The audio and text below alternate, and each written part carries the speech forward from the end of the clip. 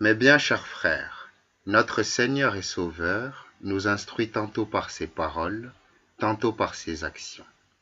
Ces actions elles-mêmes sont des commandements, car lorsqu'il fait quelque chose sans rien dire, il nous montre comment nous devons agir.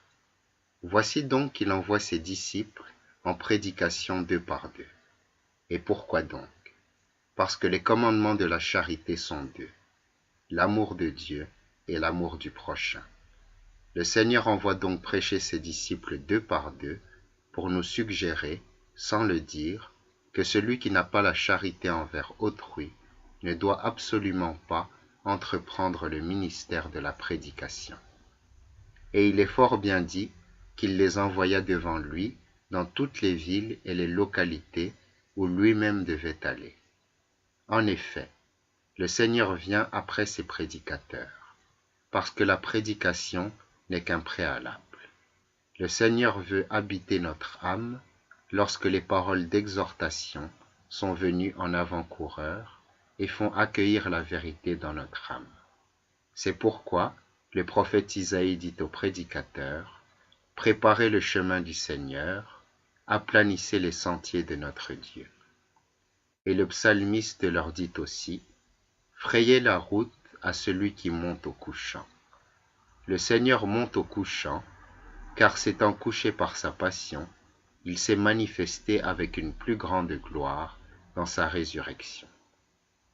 Il est monté au couchant, parce qu'en ressuscitant, il a foulé aux pieds la mort qu'il avait subie. Nous frayons donc la route à celui qui monte au couchant lorsque nous prêchons sa gloire à vos âmes, afin que, venant ensuite, il les éclaire par la présence de son amour. Écoutons maintenant ce qu'il dit aux prédicateurs qu'il envoie. La moisson est abondante, mais les ouvriers sont peu nombreux.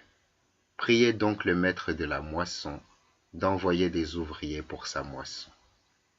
Les ouvriers sont peu nombreux pour une moisson abondante. Nous ne pouvons pas le répéter sans une grande tristesse. Il y a des gens pour entendre de bonnes choses. Il y en a peu pour les dire. Même si le monde est rempli de prêtres, on en rencontre rarement un ouvrier dans la moisson de Dieu. Nous acceptons bien la fonction sacerdotale, mais nous ne faisons pas le travail de cette fonction. Considérez donc, frères très chers, le poids de cette parole. Et vous-même, priez pour nous, afin que nous puissions faire le travail auquel vous avez droit. Que notre langue ne soit pas engourdie quand il faut exhorter. Une fois que nous avons accepté la charge de la prédication, que notre silence ne nous assigne pas devant le juste juge. Amen.